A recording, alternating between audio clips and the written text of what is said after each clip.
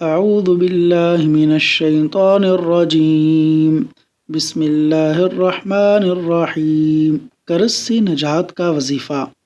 سیدہ عائشہ رضی اللہ عنہا بیان فرماتی ہیں کہ رسول اللہ صلی اللہ علیہ وسلم اپنی نماز میں یہ دعا کیا کرتے تھے: اللہم انی اعوذ بک، اللہم انی اعوذ بک من المأثم والمغرم، اللہم انی اعوذ بک من المأثم والمغرم۔